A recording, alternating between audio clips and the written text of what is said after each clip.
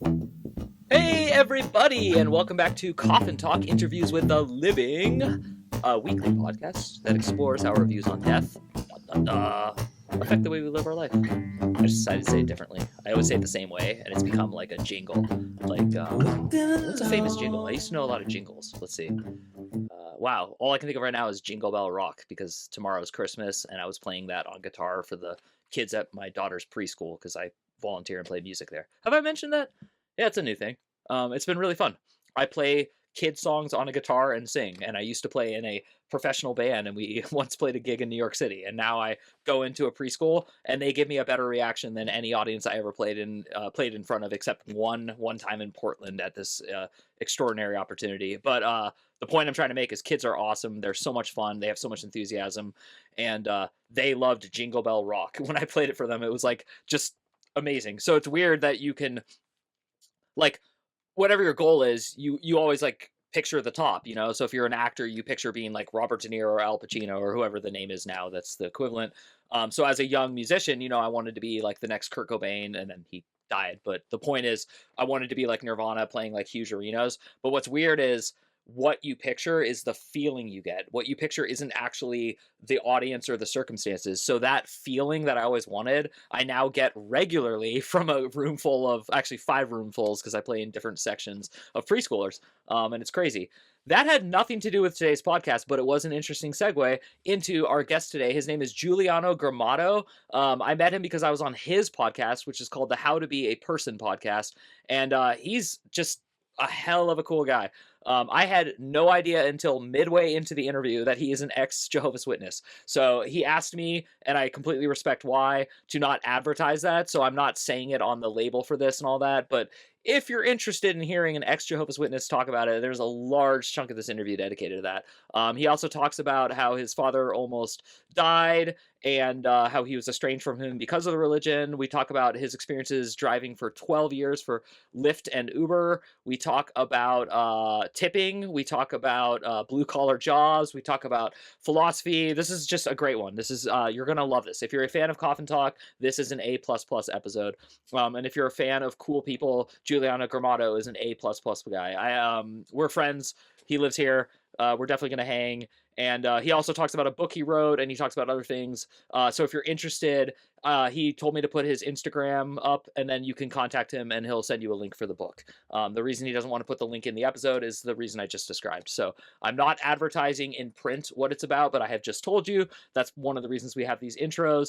And my brother was so happy with the last time that I cut it off at 3 minutes that I'm going to do it again. So it's 2 minutes, 59 seconds. I love to stand by. Hey everybody, and welcome back to Coffin Talk, Interviews with the Living, a weekly podcast that explores how our views on death affect the way we live our life. And this week our guest is a local guest, which I always love. His name is Giuliano Grimaudo, and he's a very interesting guy. He had me on his podcast, and I would definitely encourage you to check it out, and we'll get into that as we get onto it. So he is a podcaster. He's also a coach, and he explores relationships, personal growth, and what it really means to build a life you enjoy. The name of his podcast is How to Be a Person, which is actually a lot harder than I would have thought. And it's a great podcast. And it's a show known for its honest, thoughtful conversations about how we show up in our lives and in relationships. I definitely was really happy that he was able to come on the show, and he did it on short notice, which is even more awesome. So welcome to the show, Giuliano. How's it going? Mike, thank you so much for having me, man. I appreciate you. Yeah, definitely. We ask only 2 standard questions on this podcast, and we always ask them. Okay. The second one will come later in the interview, which will be about your philosophy on death. But for now, the easy one, how old are you? Where did you grow up? And what generation, if any, do you consider yourself a member of? Oh, that's funny. Okay. So how old am I? That's a great question. Little background on me. So I grew up as a Jehovah's Witness, and I never celebrated my birthday. And so I always am like, wait, what? How old am I? I was born in 91 and we're in 2025. So I'm 34. Wow. Okay. This podcast we is can definitely talk about that turn. too. Yeah. So I know. I don't talk about it too much on my own podcast, but yeah. So are you generation Jehovah's Witness, or no? I was kidding. What? Yeah, right.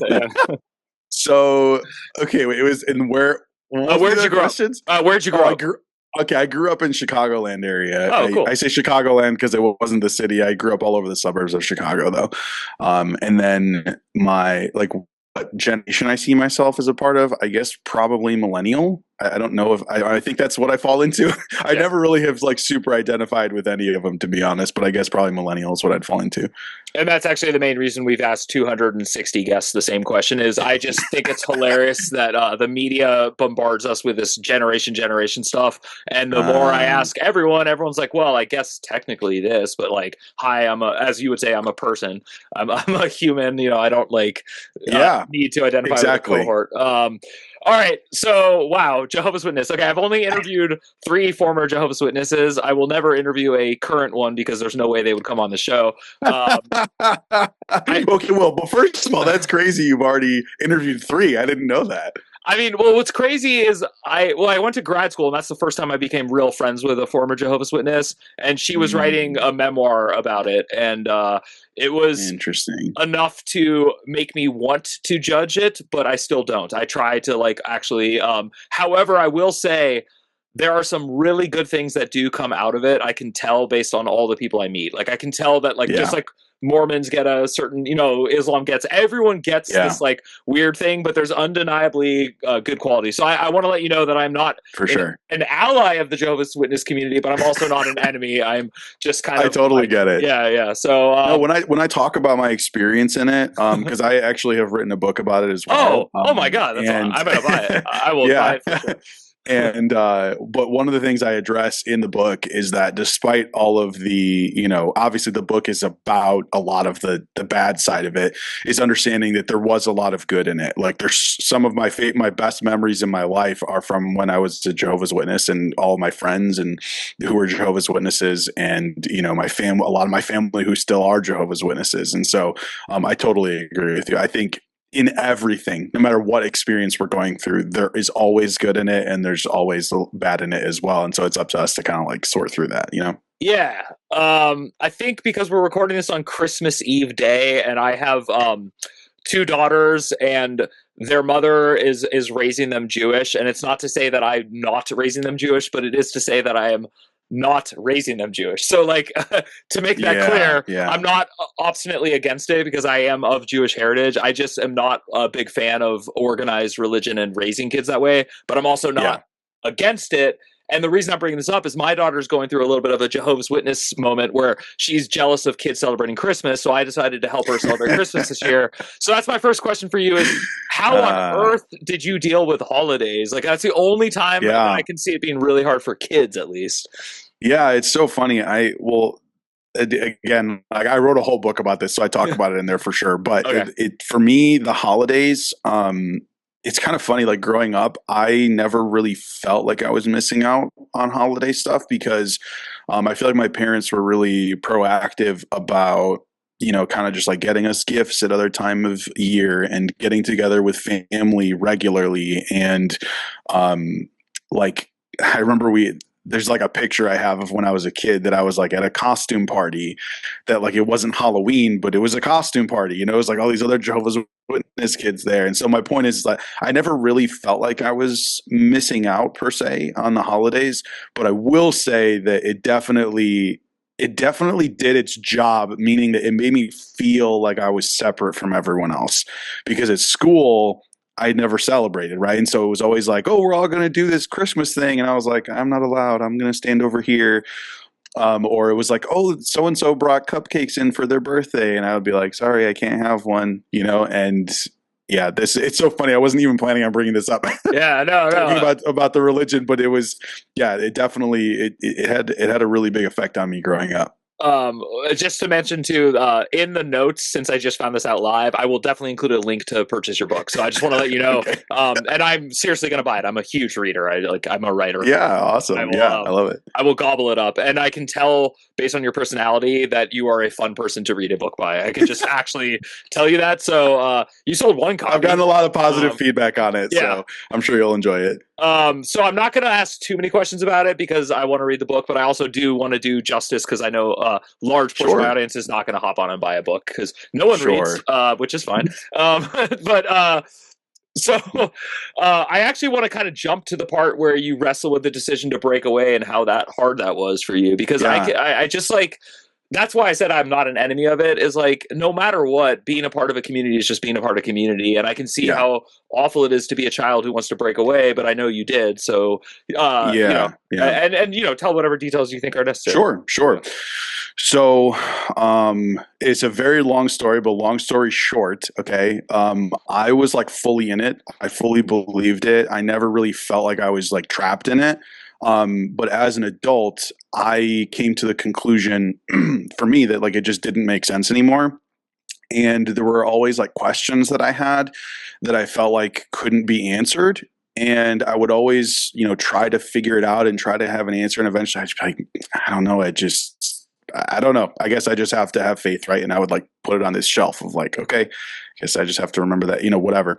And then over the years, it just became to be too much. And one of the things with Jehovah's Witnesses is about they have something called disfellowshipping, which I think they've changed the name of it now. But essentially, what it is like if you either do something bad enough, like some sort of sin, like in their mind. Sex before marriage or committing adultery or I don't know, whatever, some sort of thing like that. They will kick you out. And also, to be clear, it's if you do something bad or if you just choose to leave. You just say, I don't believe this anymore. I'm out. They will disfellowship you, which means like they literally make an announcement from the stage saying so and so is no longer a Jehovah's Witness, and everyone knows that goes, okay, don't talk to that person anymore. And they literally treat them like they don't exist, like they died. Yeah. And I'm only giving this context because for me, when I was like terrifying. But when I was like 12 years old, my dad got disfellowshipped. Because my parents got divorced and he didn't want to be a witness anymore. And so that happened. And so my relationship with my dad from when I was like 11 years old up until my early 30s, it was very on and off. But I loved my dad.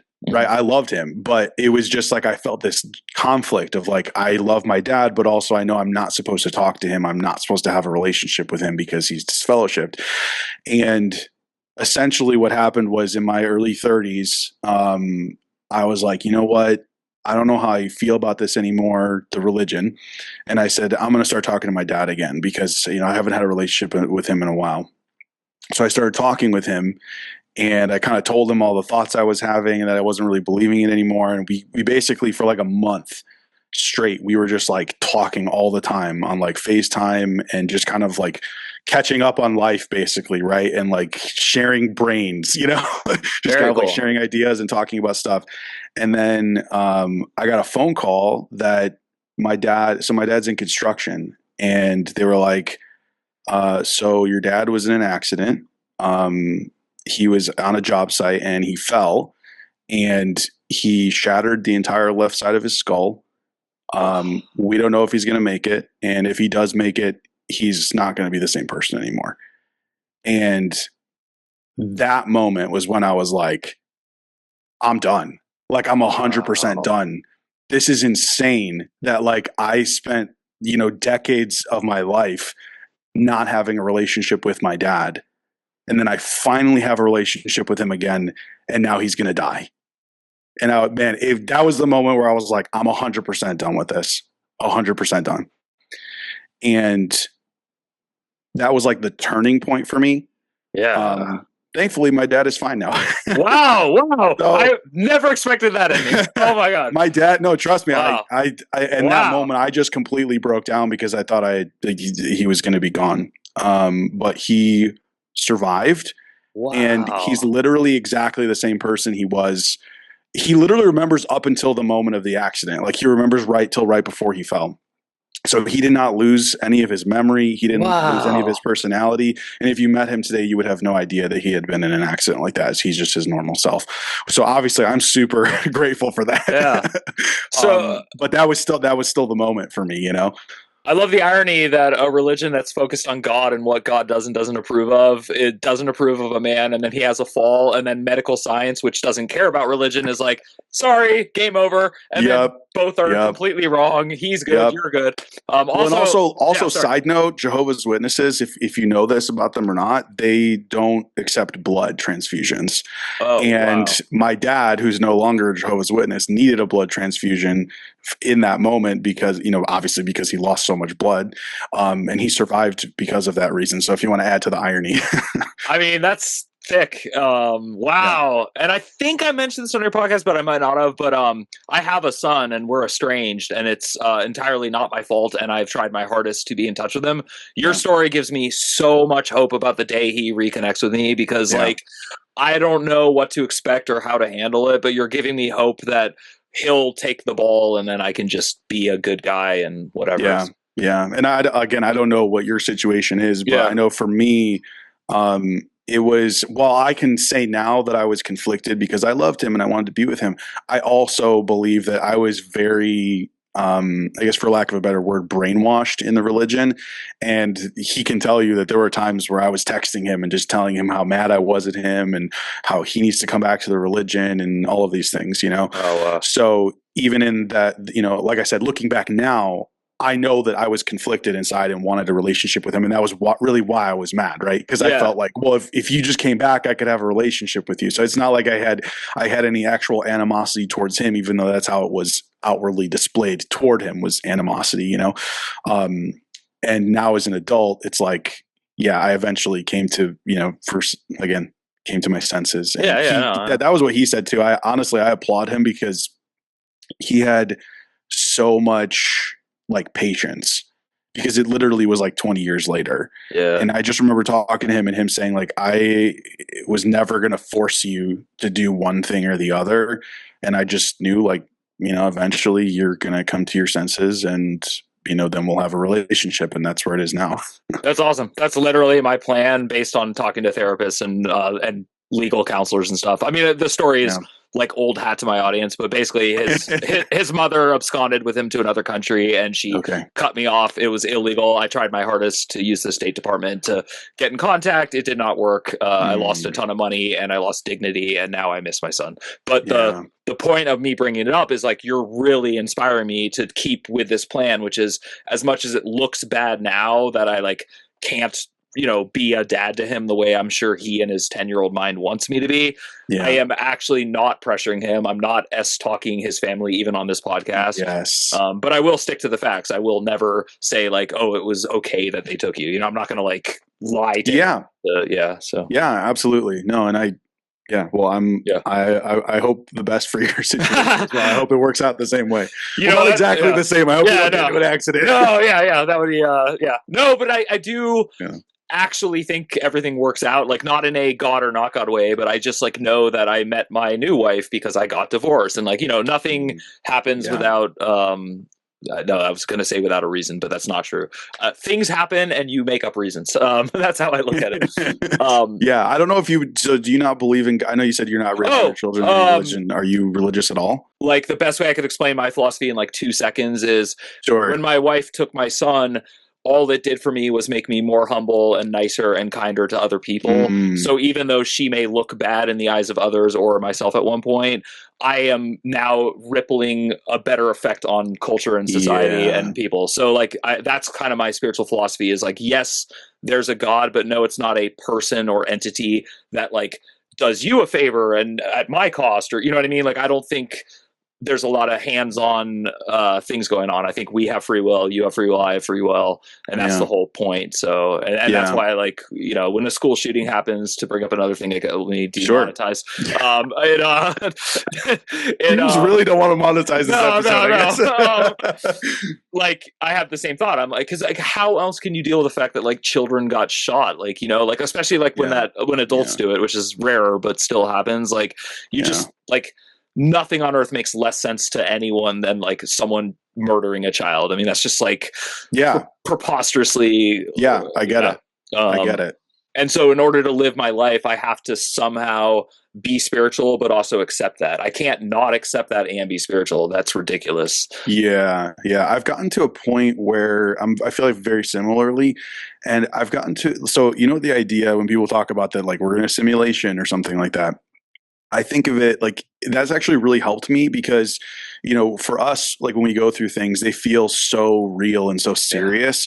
But I think about like when I play a video game, right? Like I think about like Assassin's Creed. I love playing Assassin's Creed.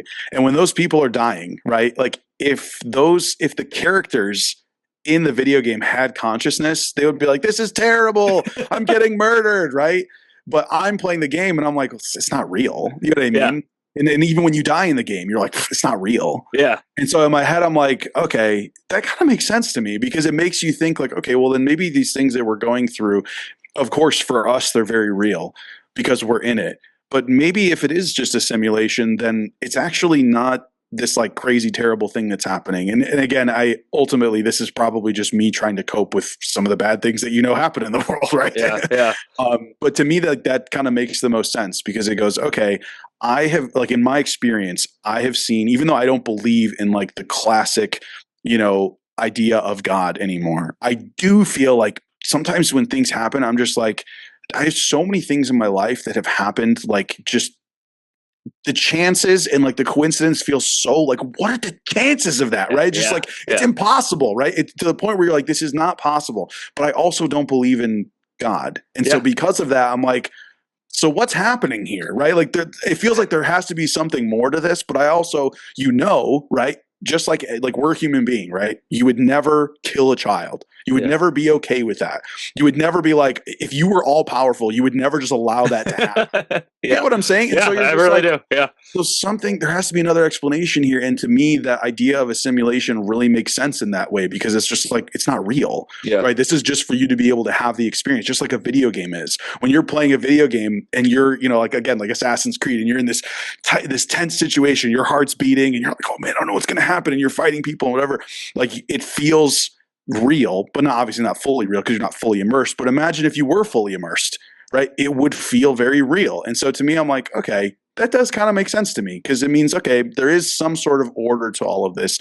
There is more going on than meets the eye, but it justifies the bad things happening as well, if that makes sense. No, it makes total sense. And having kids and being unable to explain to them how things work, even though you know how they work, is also akin to me to the struggle of a human with our mind that's latched into time and space as connected, even though Einstein and smarter people than me actually know that's not true. So the same way I cannot explain to my child what money is, what banking is, what a mortgage payment is, what tax evasion is. Like, I can't explain to her like what money is. I can't even get into those 5 other subjects. So when she's like, why are we not going to Disney World on the most expensive jet ever? And like, and I can't explain that to her. So I think it's the same way when you and I are like, why does someone kill children? I think God, like, huge air quotes on that, but like the massive air quotes, like the biggest ever. But that thing cannot explain to us because we're children. We're like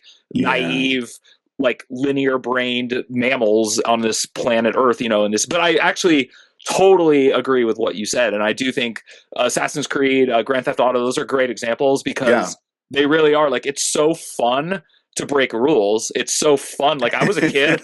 I did things I don't want my kids to hear me say on this podcast. So I'm just going to let viewers use their imagination. But, I did all the things that a normal kid does that doesn't send you to jail, but gets you right up against that line. So, okay, one last question on the Jehovah's Witness kick, and then I want to switch over to another subject. Sure.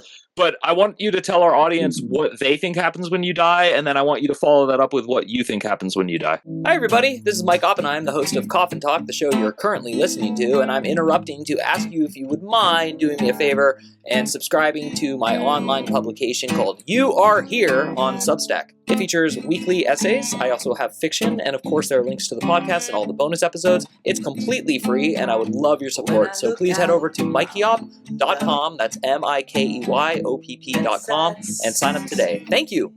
Bye. Okay, so Jehovah's Witnesses, in a nutshell, believe that you don't have a soul, that you are just a person.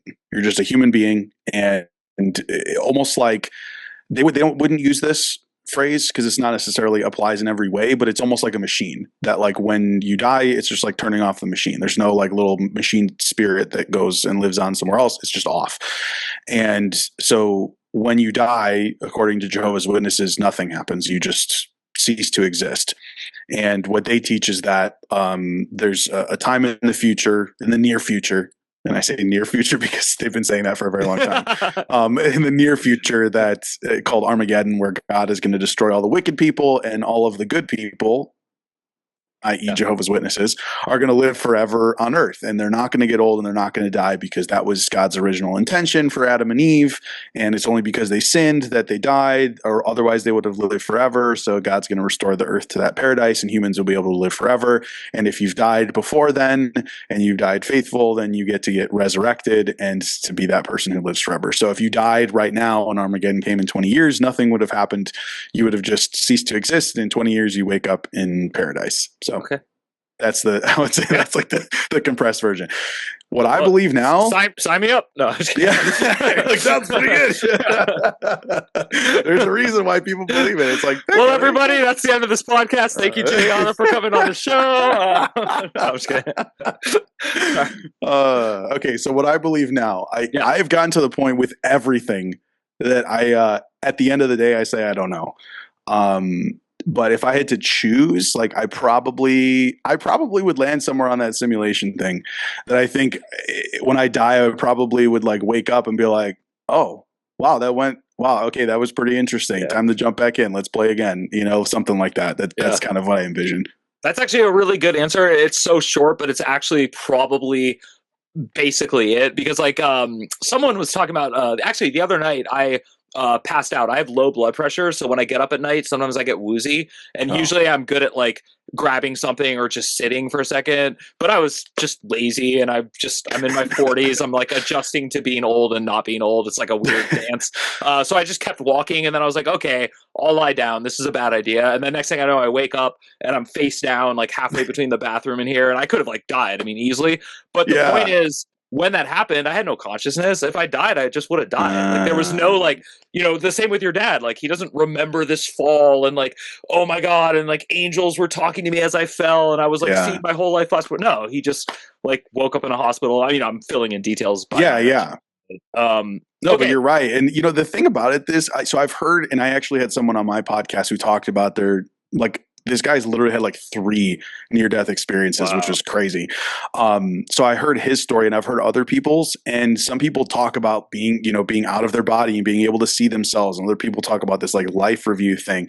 And to me, it's kind of like that kind of lends to the idea of it being a simulation more than anything. To me, to me, it doesn't seem like, oh, like we're going to go live on in spirit somewhere else. It's almost as if like, hey, you're exiting the simulation. There's your person. Look, just like in a video game, right? Yeah. You died. And it like zooms out. Yeah. It's like you died.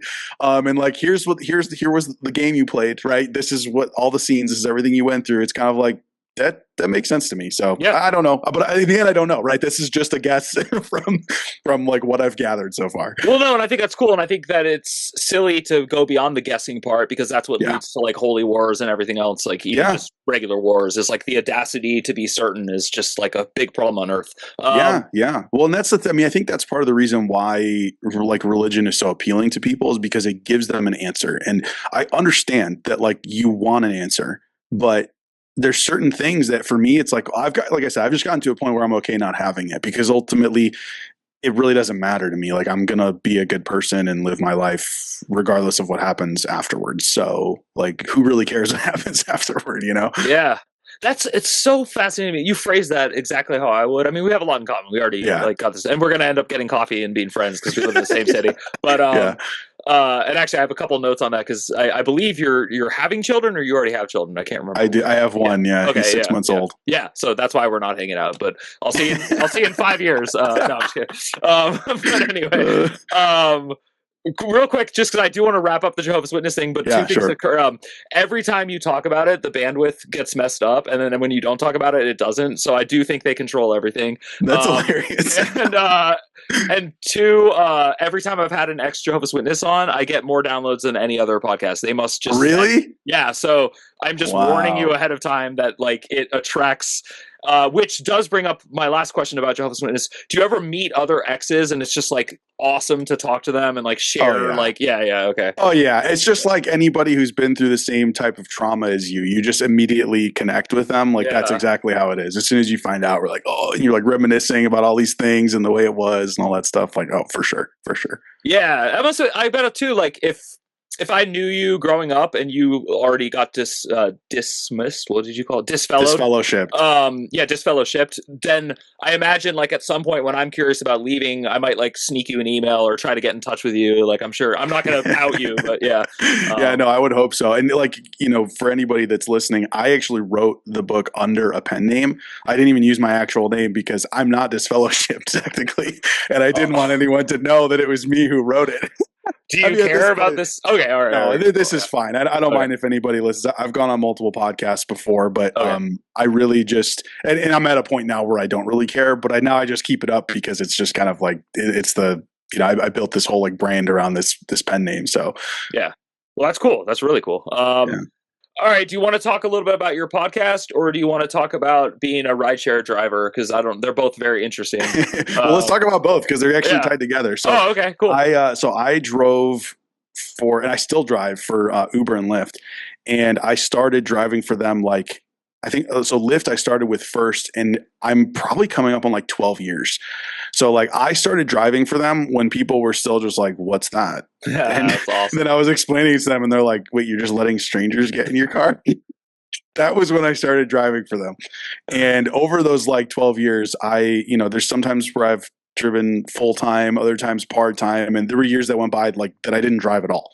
It just kind of depended what was going on in my life at the time. But for me, it's something I always really enjoyed. Actually, I would be having conversations with people, and I'm just like, man, these conversations are awesome. And I have like almost a perfect rating on Uber as a driver, and people constantly give me really good tips. And when people are getting out of the car, they're like, "This was such a great conversation! Like, thanks so much. That was amazing." Awesome. And I'm like, "Okay, cool." And I'm not saying this to brag. What I'm saying is that's what led me to start the podcast because people were getting out of the car, and I'm like, I need to have a podcast because first of all, like I just wish other people could hear these conversations that I'm having because I'm enjoying them myself. But also because I was just getting this positive feedback. I'm like, I need to start a podcast. And so I originally tried to start it in the Uber. Like I would literally like ask them like, "Hey, you want to be on my podcast?" And I would just start recording.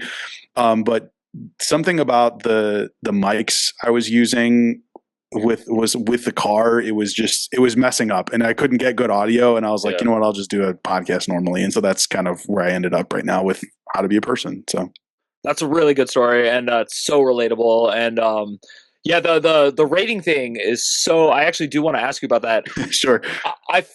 So I drove Lyft briefly. I did it for about a year, and I did the same way you did, like turn it on when you're bored or just like when you need money. And one of the reasons I quit is I hate driving at night, so I was only driving in the mornings and daytime, and you get worse tips in my opinion. And here locally, I didn't know this, but parents would sign up for a Lyft ride and then put their junior high school kids in my car, and they would like eat greasy food, spill it on the floor. Oh God. and then also I'm at the mercy of like they're not going to tip, and like if anything they could rate me, So I'm like, how is this even ethical or legal? I had never agreed to drive minors around like ever. Like that was like so awkward for me. And even though I had a son, I was like, no, I don't want to be anywhere near kids. It's technically not allowed. Like, I think on the platform they tell you that you can't do that because now, like, Uber has like an Uber Teen option where, like, they have like specifically for underage kids. Like, and you can see that when the request comes in that it's like a teen, and you can decide like, do I want to even take this ride or not? But like, they have like extra precautions where they have to give you like a PIN number, and like they have like a parent like tracking their location at all times, and they record the audio from your phone and all that stuff. So, yeah. Wow. Sorry, but I'm assuming you were going somewhere with all that. No, it's fine. No, my only question was just I feel even also as a former restaurant worker and just like in general with all this stuff.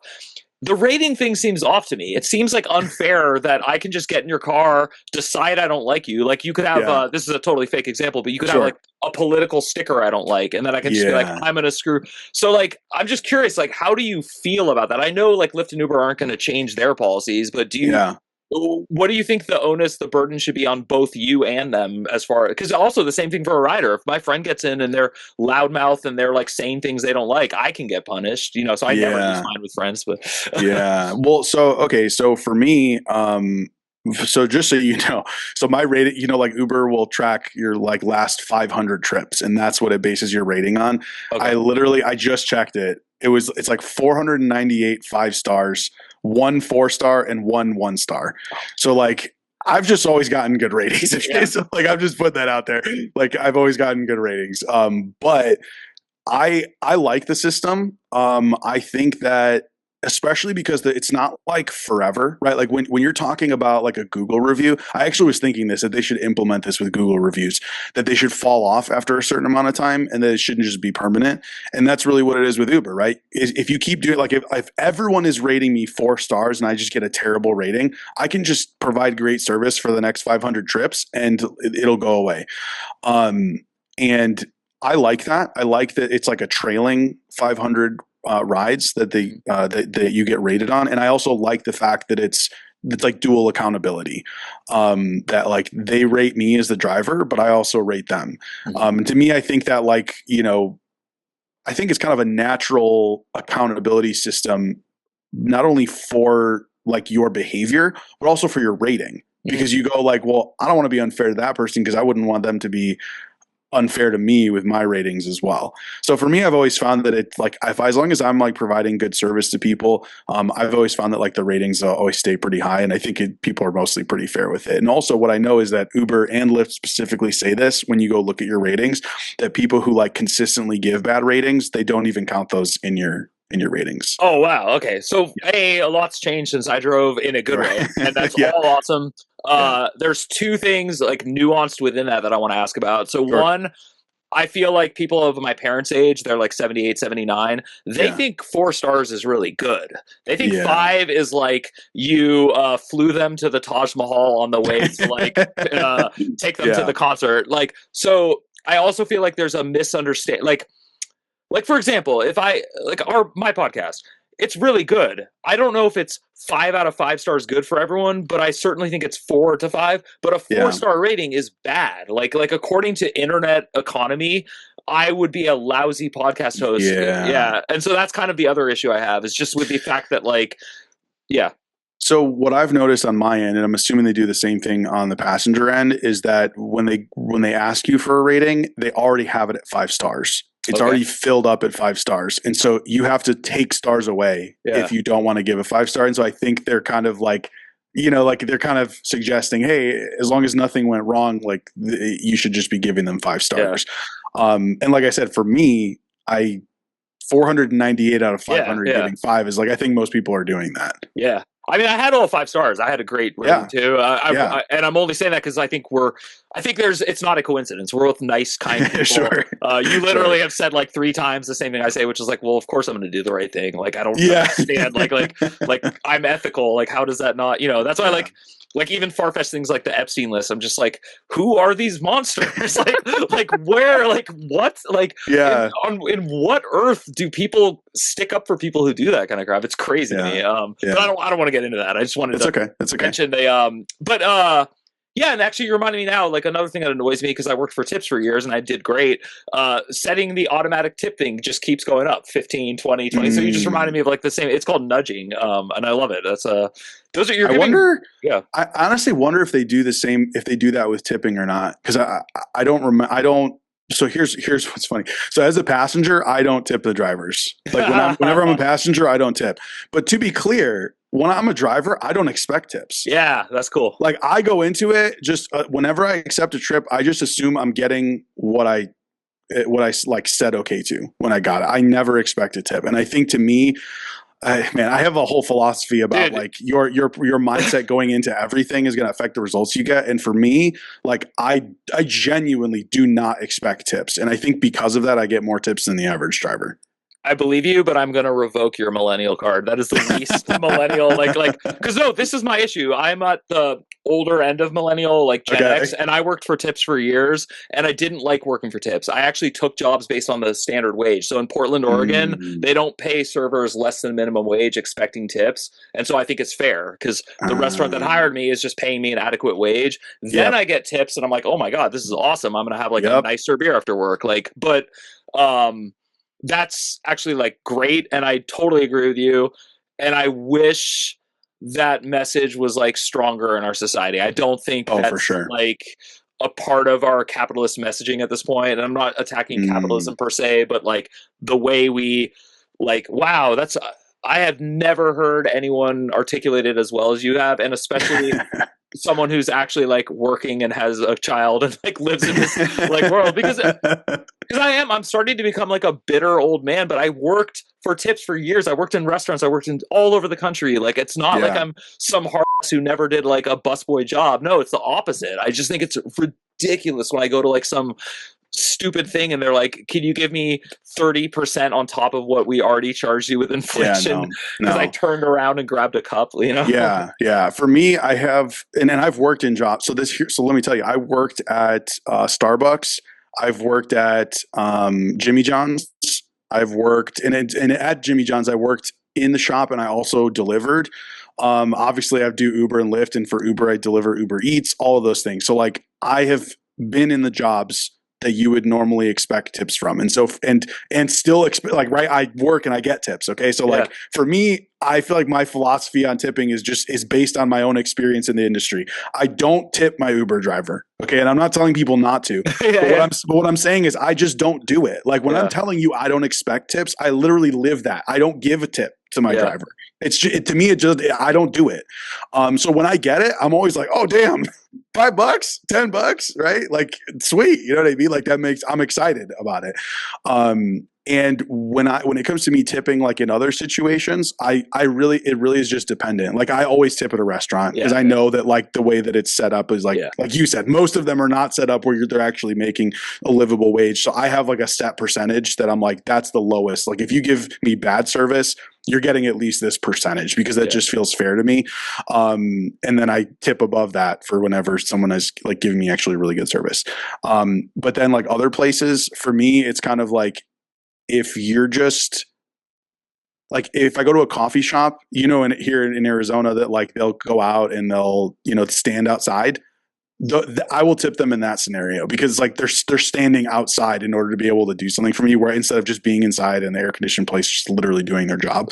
So I will tip if they're like standing outside, but most of the times like coffee shops, it's like, I'm not tipping. Like you said, it's like, you're just doing your job. You know what I mean? Like I don't feel like the need to tip. Like, you know, if it was a different scenario where maybe it's like Christmas Day, right? Or there's like some special situation, or there's like over the top nice or something like that. Okay, maybe, right? But I agree. I don't like the general like, here, tip. Like my whole, I don't know, no tip. You know. Yeah. Well, no, you're making great points, and it's extra interesting to me because I worked as a barista. It was my first ever job out of college school, and then I climbed my way up the ladder and I became a bartender, and I would get tipped like $1 for opening a Rolling Rock from a bottle and handing to someone. And someone would come in and I'd spend 5 minutes crafting the perfect latte for them and they wouldn't tip me. And so it wasn't that I thought I should get tipped necessarily, but as far as who we tip and who we don't, the barista versus bartender, the barista works early in the morning for crabby people who hate their life, probably are getting over their hangovers and hate their jobs. And the bartender is giving people fuel that makes them pretend life is much better than it is. And it's and like have fun. People are there to like enjoy themselves. Yeah. So it's so insane to me. So, and then the Uber Lyft is the exact like in between. You're like either leaving the bar or going to the bar or whatever you're doing vacation. So that's interesting. You gave me a lot of really interesting things to think about, and also I can just tell that you go by your own moral compass, like your own inner compass is what drives you. You're not going to let like so I'd like to kind of end the podcast on that note. Sure. How and when and where did you get your deserved confidence from? So I'm not calling you arrogant and I'm not making fun of you. I'm actually saying you have like a good sensibility. Like you've explained your philosophies on multiple things. You've survived many interesting things. You know, the separation from your own family member is like horrible under any circumstance. Divorce, religion, it doesn't matter. Like no kid should be separated from either parent unless, you know, extreme abuse is going on. So how do you think you became like the good guy you are? Oh, that's a great question. I I guess, man, so I feel like ever since I was a little kid, I've always been really like inquisitive. And one of the things I talk about on my podcast is like, and that kind of I've discovered over time is just like how important curiosity is. And I think that's really like how I've gotten to where I am is through curiosity, right? And what I mean by that is like when I experience something, I definitely have in the past judged those experiences. But as I've grown, I've learned to be curious about the experiences instead of judging them. And so just like I told you, like I could have, with the religion thing, right? I could have left and been like, it's terrible, it's awful, there's no good, blah, blah, blah, angry, bitter, all of those things.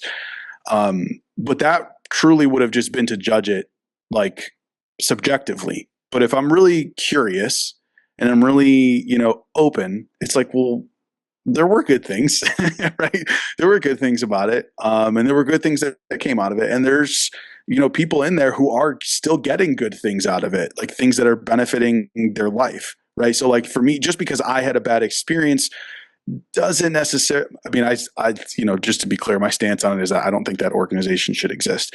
But my point is that not just in that situation, but in every other situation in my life, I've always been very curious, and I just keep leaning more in that direction. As time goes by, I get more and more curious, and the more open-minded I've been, I feel like the more I've learned.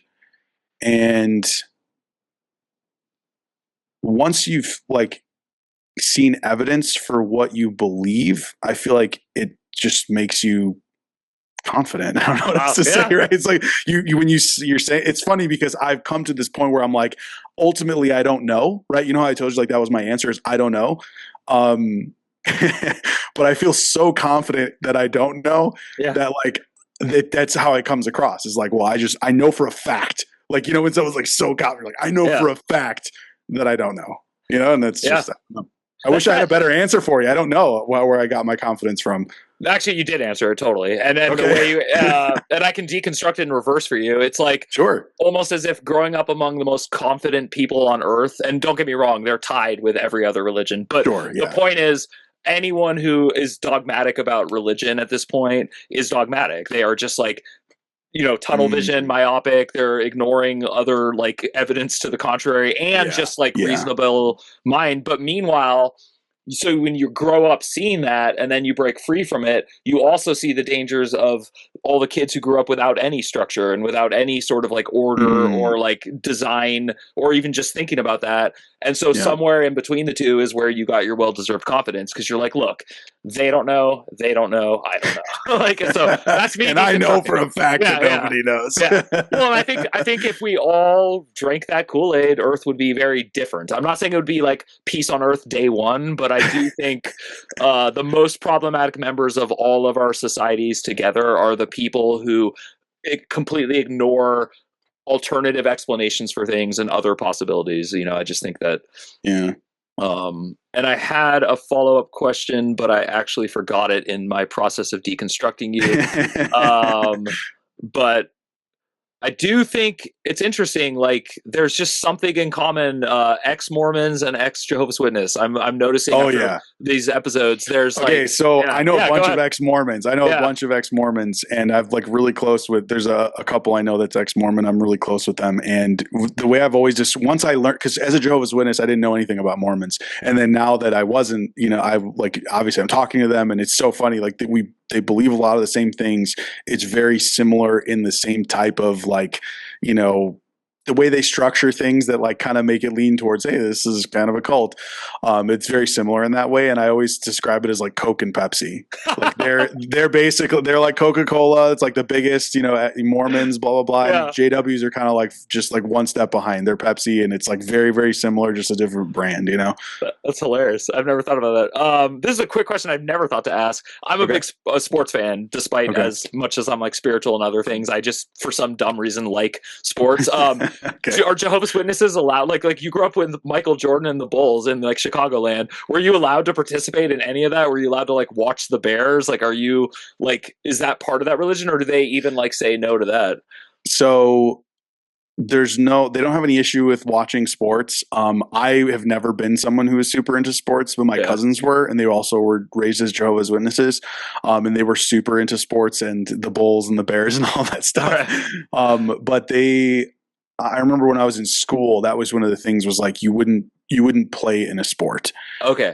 Because they're very like, your whole life should revolve around, basically the religion, and that like any of these other things that you're doing outside of what's necessary to do, like going to school, is essentially like a distraction from that main thing. And so I didn't play in any sports, Okay, I did a little bit, but it was kind of like it was very little. Then I didn't Yeah. do much after that. Like it's very common that like Jehovah's Witnesses growing up, like they're not on like, any extracurricular activities at school. Like they're usually not, in theater, or they're not, in like on the sports team or anything like that. That's pretty common among them. Yeah.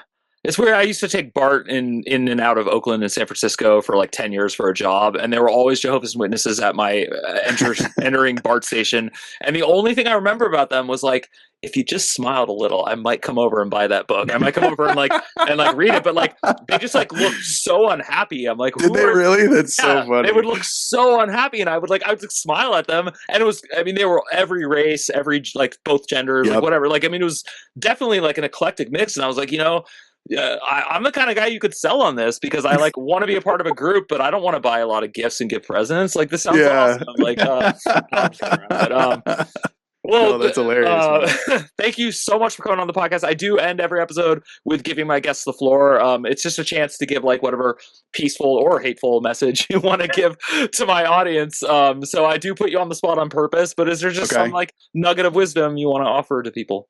Okay. I think I'm going to go back to the curiosity thing.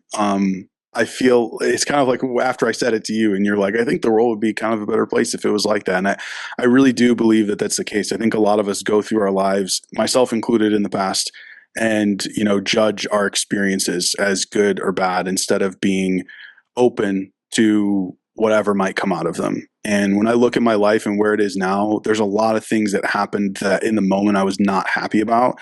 But are part of my story now and are part of who I am right now. And I love my life and I love who I am. And because of that, I, by definition, have to appreciate all of the things that led me to where I am right now.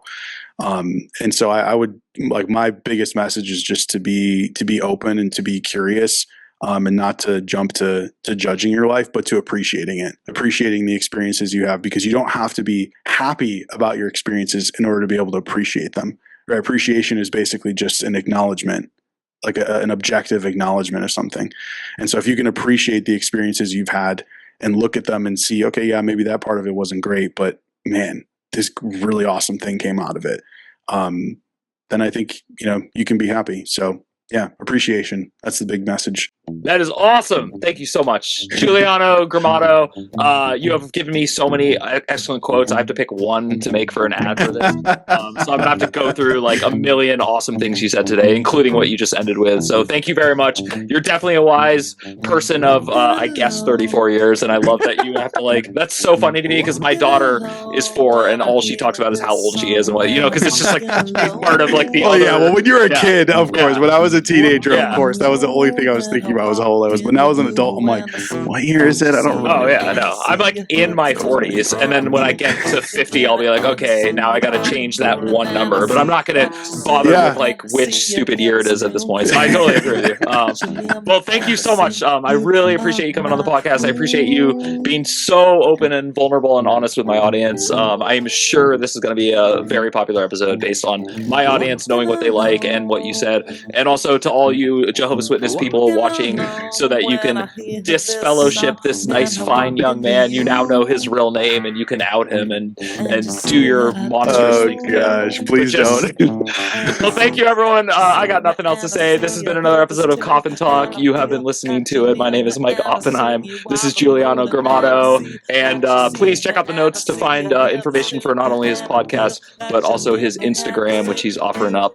He's a good follow, and if you want to support the show, head over to mikeyop.com. That's MIKEYOPP.com, and sign up for the subscription service that I send out delightfully awesome, vulnerable, hilarious, tragic writings that actually are gaining a lot of traction, and I'm doing well. So speaking of not expecting things and having things work out, I'm on Team Giuliano. So join us at his podcast, my podcast, that website, or don't do any of the three and enjoy your life because you're all good people. Thank you. Bye.